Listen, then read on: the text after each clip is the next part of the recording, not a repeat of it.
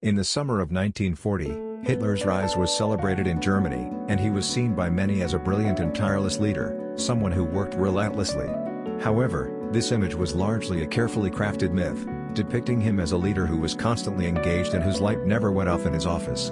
In reality, Hitler rarely engaged in substantial work. He disliked long tasks and found it difficult to handle detailed files. Instead, he often retreated, more like an artist disconnected from the day-to-day demands. Behind him, a handful of close associates carried out the work. Key figures like Joseph Goebbels, Heinrich Himmler, and Albert Speer formed his core team, each recruited over many years. These individuals played pivotal roles, each bringing unique skills to further Hitler's agenda. This circle around Hitler included those with direct access to him, among them the formidable Hermann Göring. Known for his appetite for wealth and luxury, Göring embodied opportunism, while Goebbels, driven by deep-seated hatred, found his purpose in Hitler's admiration. Himmler, on the other hand, was meticulous and ruthless, ultimately orchestrating what the Nazis termed the final solution. Beyond this inner circle, younger and ambitious men joined as the Nazis gained power in the 1930s. Figures like Albert Speer, who, under the guise of an architect, became a powerful manipulator aligned with Hitler's grand visions. Then, at the bottom tier were the officials who executed the regime's atrocities, including Auschwitz commander Rudolf Höss and SS Dr. Joseph Mengele, infamous for his inhumane experiments. These men, each driven by loyalty or ambition, vied for Hitler's favor, a rivalry that Hitler encouraged. This atmosphere of competition served to fuel their dedication and, ultimately, their complicity in the crimes of the regime. Hitler's journey to power began in the early 1920s, amid Germany's post-war turmoil. In this fractured landscape, he found support in a new movement, the National Socialist German Workers' Party, NSDAP, a group initially composed of workers and the unemployed. Rising quickly through public speeches in Munich, Hitler denounced the humiliations Germany had suffered, yet he needed influential allies to expand his reach. His first major recruit was Hermann Göring, a former fighter pilot decorated for bravery during World War I. Göring, who had connections in high society, became a vital asset, helping Hitler gain social acceptance and attract funding for the party. As the Nazi movement grew, Goebbels emerged as a key player, tasked with spreading the party's message in Berlin, a city with strong communist sympathies. Goebbels was relentless, using propaganda and stirring up conflict to raise the party's profile, ultimately rising to the role of chief of propaganda. Himmler, the third key figure, was a different breed, a middle-class intellectual devoted to theories of racial superiority. Unlike many in the party, Himmler approached his work with calculated ideology, gaining significant influence over time and reinforcing Hitler's racist beliefs. Each of these men contributed in their own way to Hitler's rise, whether through propaganda, organizing, or implementing policies. Together, they formed the machinery of the Nazi regime, each driven by a complex mix of loyalty, ambition, and ideology that led to some of the darkest chapters in history. In 1933, the Nazi regime opened its first concentration camp in Dachau, initiating forced labor for political opponents. Hermann Göring, seeking to enhance his status, consistently sought difficult tasks to gain Hitler's favor. Another high-ranking figure, Joseph Goebbels, was granted a new position in the Ministry of Propaganda, wielding control over approved literature while banning works by Jewish authors and other undesirable content. Books were publicly burned in massive ceremonies, symbolizing the regime's rejection of certain ideas. A notable event occurred in May 1933, near Berlin's university, as thousands of books were consigned to flames. During this period, anti-Semitism was fervently promoted, despite Jews making up less than 1% of Germany's population. Goebbels escalated public prejudice, organizing truck campaigns that blasted slogans through the streets, calling for boycotts of Jewish-owned businesses. Shops run by Jewish proprietors were marked, and Nazi operatives deterred customers from entering. Goebbels even pushed his propaganda through radio, ensuring access by developing an affordable radio model. This hostile atmosphere seeped into everyday life, affecting families like that of 5-year-old Margit in Berlin, whose father, a Jewish bookseller, secretly sold banned books.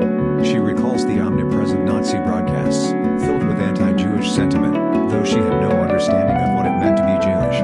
Goebbels controlled the theater, cinema, and news, closely monitoring content through rigorous censorship. Massive Nazi rallies throughout the 1930s showcased Hitler as a messianic figure, with the events orchestrated like grandiose film productions, reinforcing his influence. Goebbels' private life, however, presented contradictions. Married to Magda in 1931, they portrayed an ideal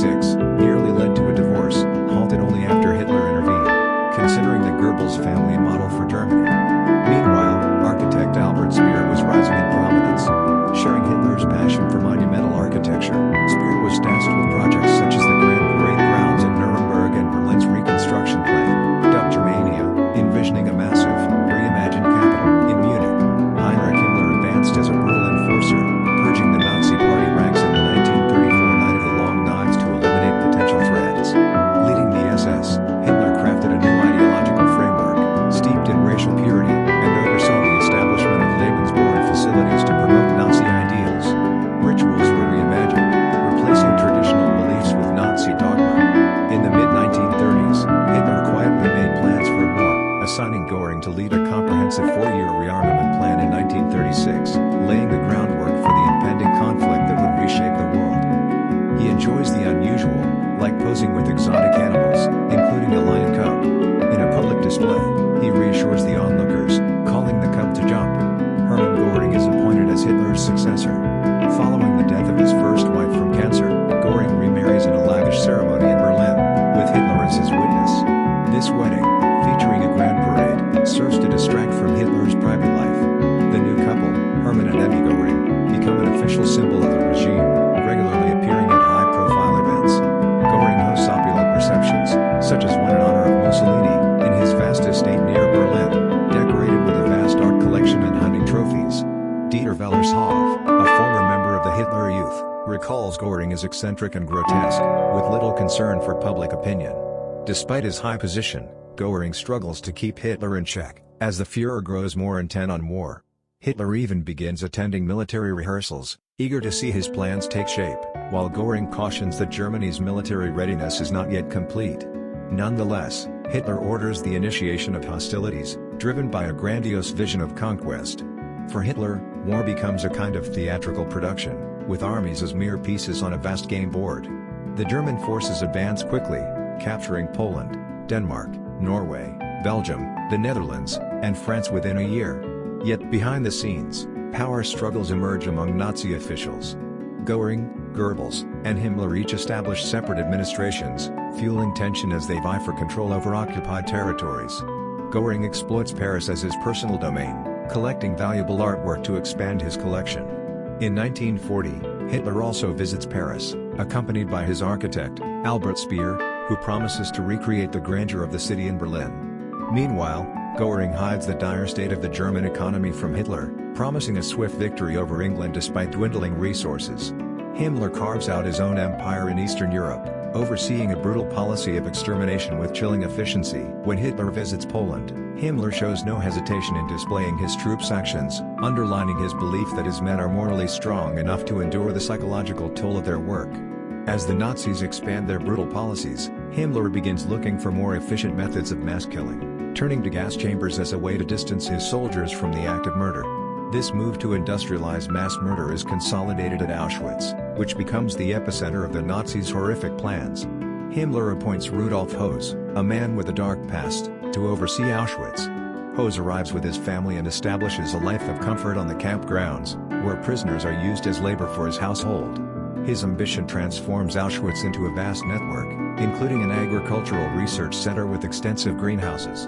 This hub of Nazi industry serves as a model of their dystopian vision. Dr. Joseph Mengele, a Nazi physician, arrives at Auschwitz to conduct medical experiments.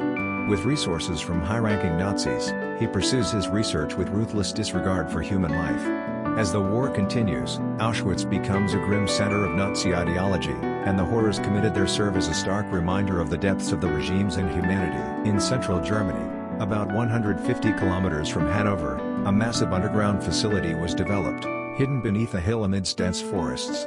The Nazi regime envisioned a vast network of tunnels stretching over 12 kilometers, crossing through the entire mountain at Mittelbau-Dora. The entrance, standing 7 meters tall, led into a seemingly endless maze with over 45 chambers.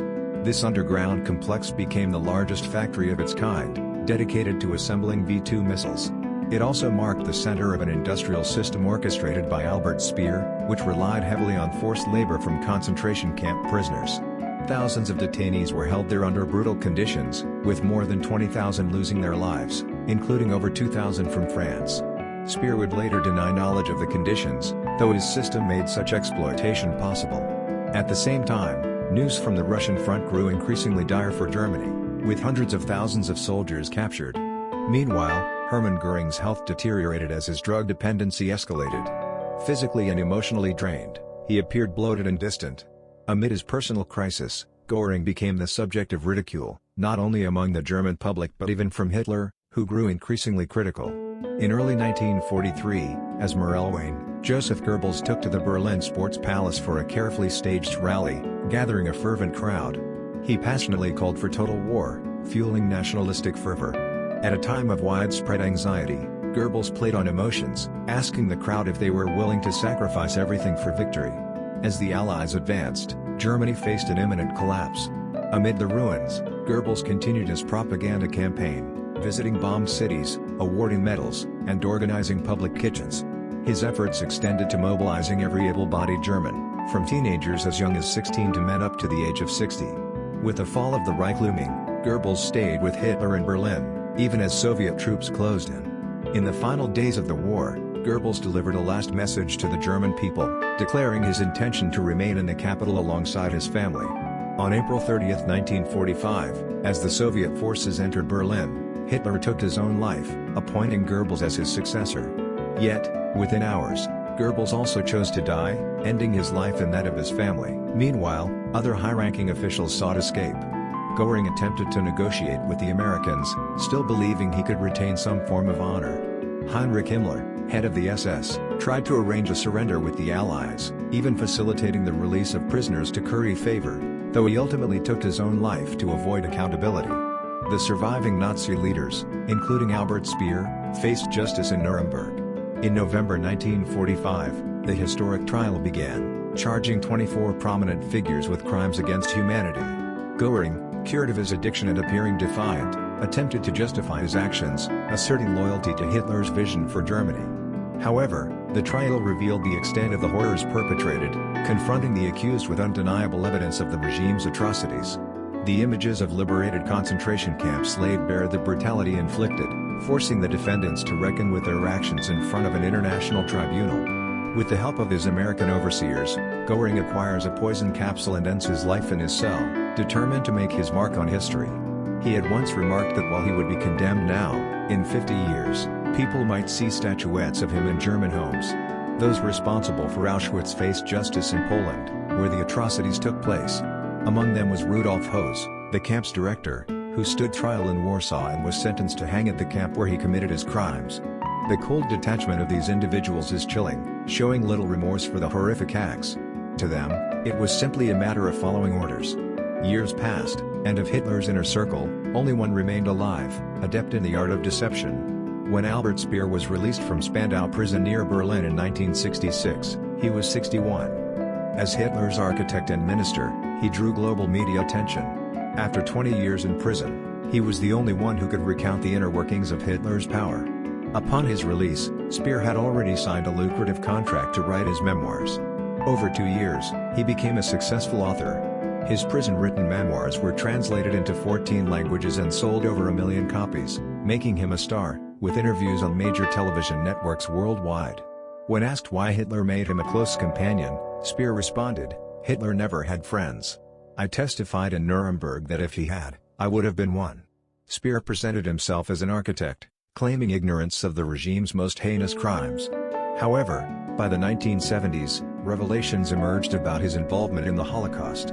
Evidence, including a photo of him visiting the Mauthausen camp in 1943, where over 200,000 people perished, and his exposure to Himmler's discussions of the Jewish extermination, cast doubts on his claims. Experts agree that if today's knowledge had been available at Nuremberg, Speer likely would have faced a death sentence.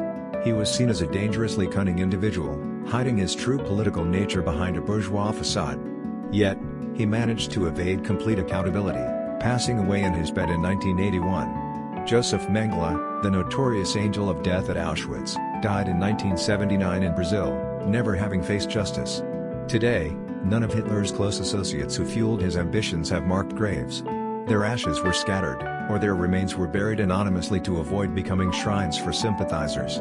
Over time, their traces fade, with only abandoned ruins left to mark their once powerful gathering places, hidden deep in the forest where Hitler's inner circle once convened.